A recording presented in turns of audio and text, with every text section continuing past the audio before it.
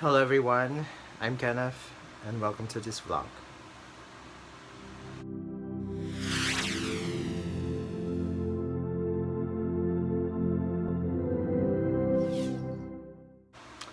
Welcome everyone and thanks for watching this channel.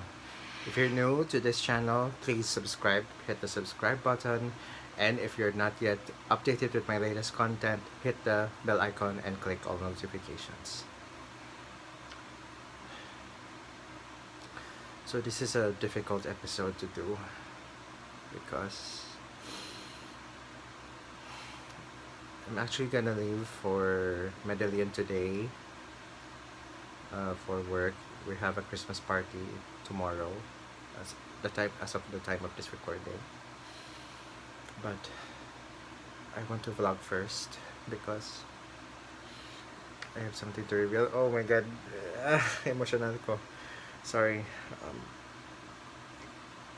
I want to do this because I want to confess something. Sorry, why am I crying early on in this video? Oh no, no. Uh,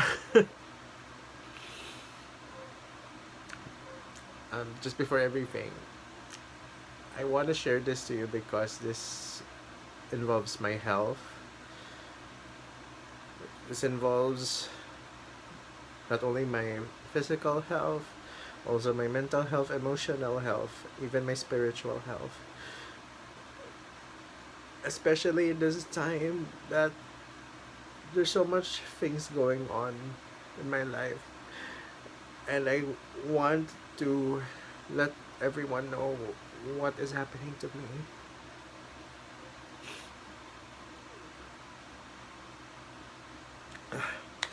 So how do I start?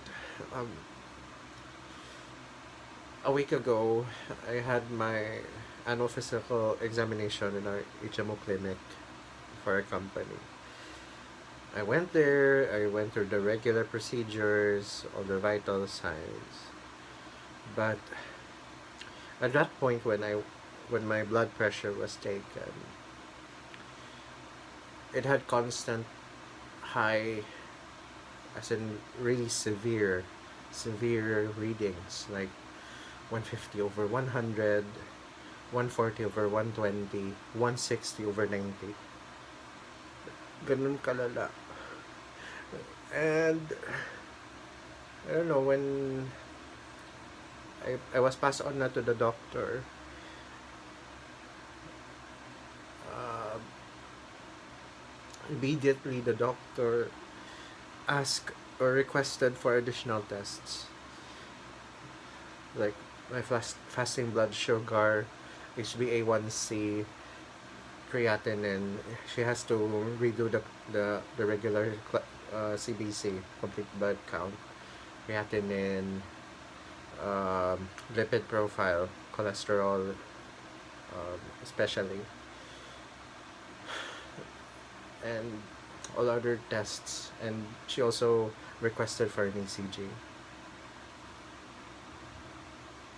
At 32 years old, in our clinic, you have to be like 35 to take an ECG. But 2 years early, why I have to do an ECG? I was scared when I heard I had to have an ECG because it's like an indication that something is really wrong with your body or what. I'm just 32. So the next day I had to do the additional blood test.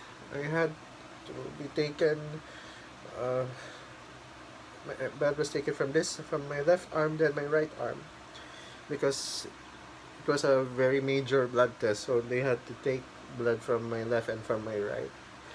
It's so difficult. I felt uncomfortable. When I see myself being taken blood from both arms, it it tells me there is something wrong with me.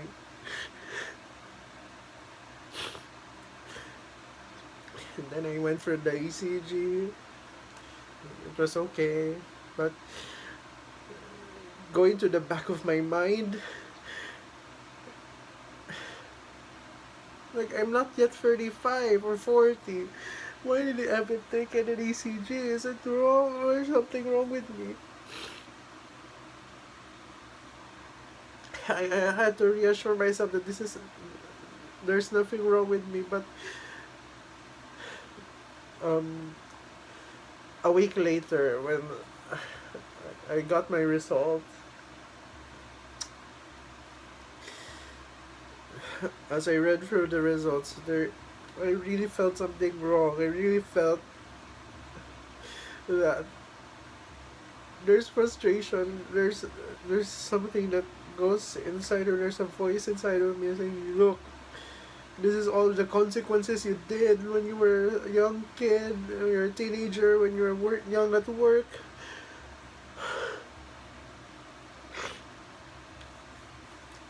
If I can remember correctly,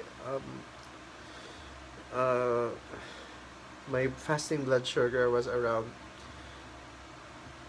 299 or 300. My HbA1c is around 13 or 13.5%. My creatinine levels are around 0.50. So that's actually lower than normal. My lipid profile, my cholesterol levels were normal, which is good.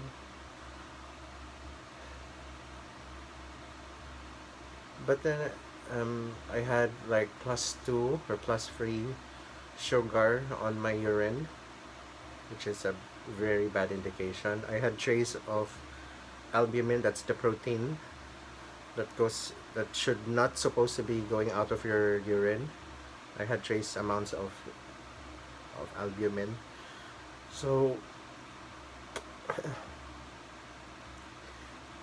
I had really those fears inside of me, because last year I also did my AP, but yes, I know I had hypertension. I also had all of those some certain problems with my liver, kidneys, but not something about my blood sugar. Yes, there were signs that I was already like a diabetic, but I did not want to have a diagnosis until my next APE. So, but when that particular time that I had the additional blood test and the ECG, it came to me, there is something wrong. And there was the ECG. So what I did was, I have a friend in church who's a doctor, medical doctor. So I passed on to her for some initial interpretation. So, like she said to me about, I have very high blood sugar, I have hypertension, primary hypertension, or essential hypertension, and also likelihood for a fatty liver.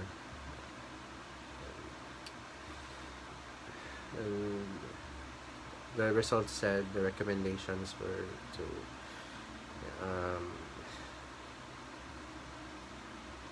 consult another doctor, an endocrinologist, to find out what can be done to, like, maybe additional diagnosis, or another, say, blood test or something like that, to confirm that about my insulin levels.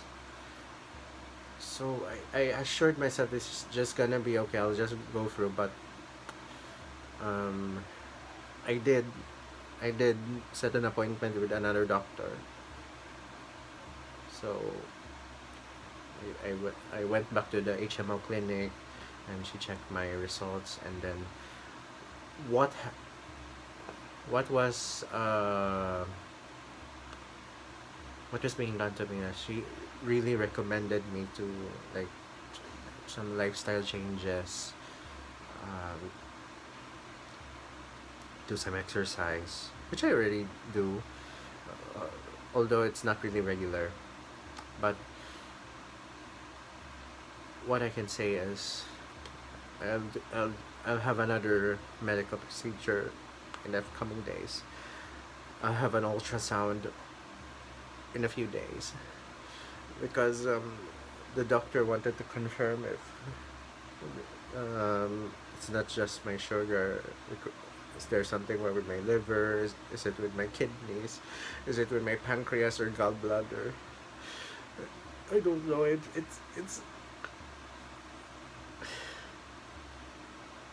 feels like I'm on that path to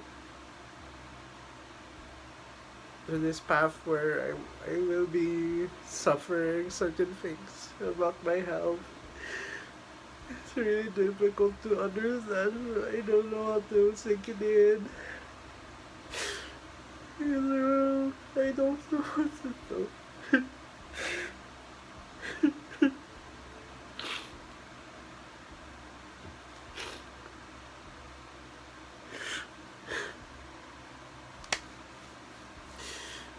And the doctor, internal medicine, already recommend, already set a prescription for me. It's really difficult to see that I'll go for maintenance drugs now. It's really difficult for me. It's really hard to understand why. Um, so I'll just reveal to you what are the medicines I'm now taking. My God, this is a box, a full box. Look at this. Cytoglitazine and metformin, Velmetia for my sugar. Another box.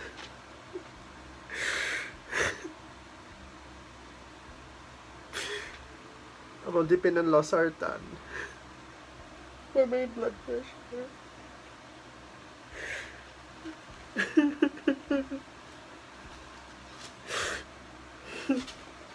another another drug. I have 3 pads of this tulukabaning. It's glycoside, another drug for my blood sugar. So difficult to try this thing. Another pad also. Rosuvastatin for my cholesterol, because although my cholesterol levels are normal, my doctor said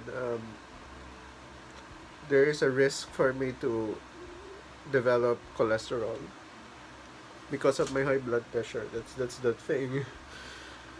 Oh, it's really difficult.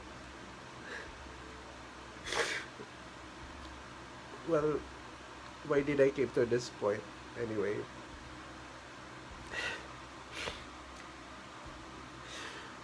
If you know, back in Davao, I was this person who was bullied all the time. And to cheer up my depression, I stress it. Even at family meals, mangulit jud ko kaon. I'm like, I would like be greedy on my meals. I will eat a lot of rice. I will eat a lot of ulam, you know. And somehow worries my mom and my papa. Mama and my papa is really worried about me. Like, kaon kayo siya. Like, kulit kayo si Kenny mo kaon.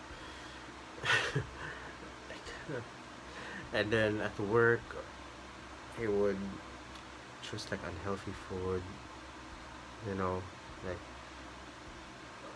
I would like big portions of food all the time. kahit maubos yung pera mo, basta masatisfy na yung cravings mo. Hilig kayo ko sa soft drinks, fruit juices and all. Yes, pala tubig man pod ko, but it's all the soft drinks and the juices, like para lang ma-ease up ang tension sa damdamin mo, you know, of your emotional baggages also are into your food. Even early on when I was really a Christian, people would observe me na medyo greedy ako sa pagkain. You know, it's parang I don't consider others, I'm not really considerate of others, I don't like to share food. Ganun ba? And probably that took a toll on how I live life early on in my life. Later on, as I was already working, I would get tired all the time. I would get exhausted or fatigued. There were also instances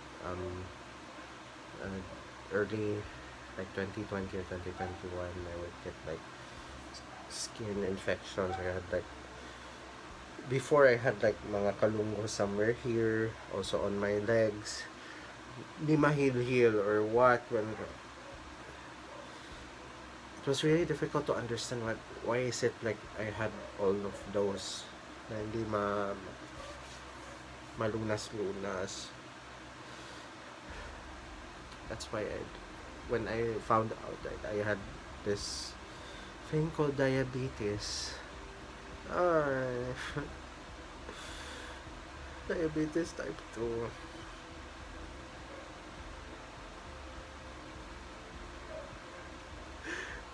I thought it was the end. Tapos na, wala na, hindi na ito matapos, hindi na forever na ni siya. Pero, hindi na ako makakilag kawasani, Lord. Like I was saying, Lord, I don't know what to do. I was praying to the Lord. This is the end of me.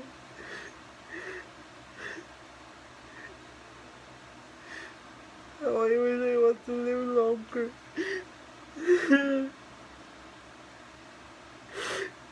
It's so difficult to know how this condition would come to me. I know my parents have also health issues, like they have family history of all these diseases, hypertension, diabetes. My mom had gallbladder stones.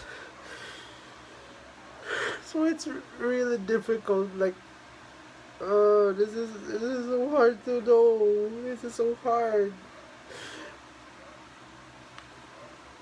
I wish I did not know of this earlier, but it's already here. With all these meds, all of this.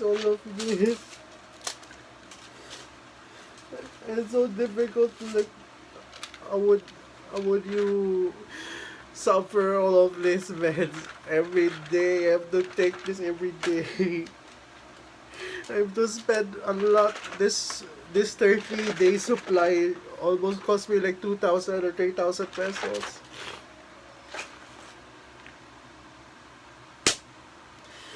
I have to do this for 3 months before I'll have another visit to the doctor.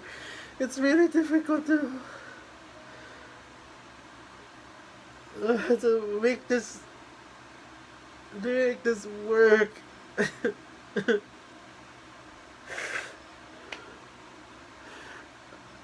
I wanted to, like, bash my head on the wall and just to stop all of this.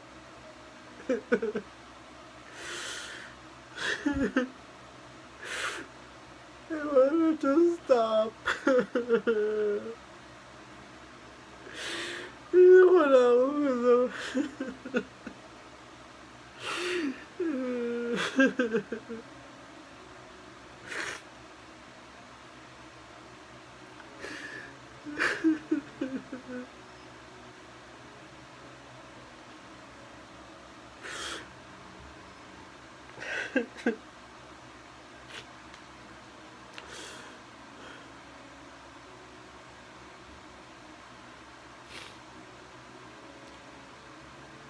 Feel sorry for myself.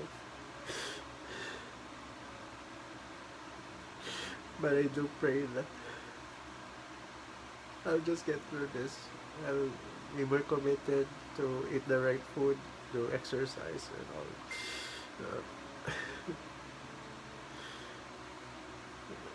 It's just that I don't know where to start. It's so difficult to like having to think this is like a life sentence for you.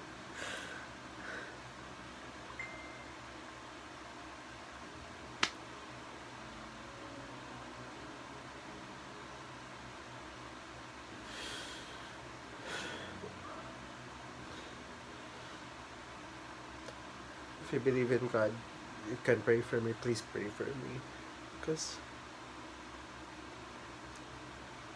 this has been difficult on my part.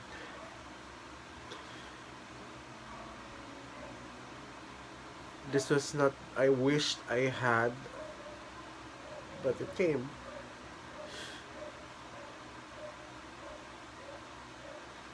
Being diabetic will like spring out tapos about me. Ng kaon, grabe niya mukha. Mao na.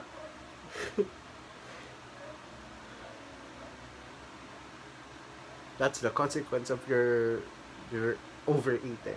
All of that. What you've done, that's yours. That's your sentence.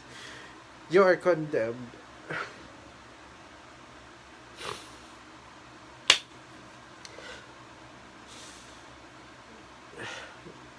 Very difficult to sink that in yet, because it's I don't know what to say, I don't know what to do, and how will it go or whatever.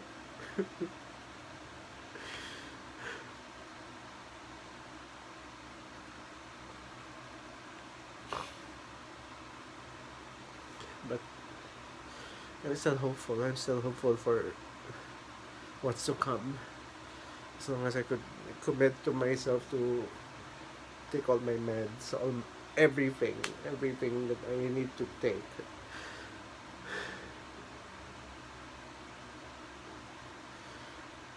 So again, please pray for me. Please pray for me. It will be helpful.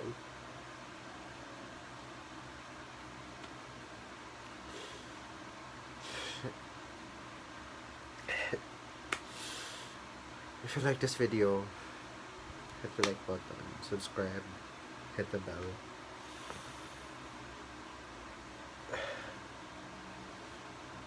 Just to reassure everyone that I'll be okay. I'll be alright. I will get through this. And thank you for your support. Thank you for your prayers. Thank you for whatever you can share with me. Thank you so much for watching this video. It's been a journey, and I'll look forward to this journey as a diabetic. Thank you, everyone. See you in our next video.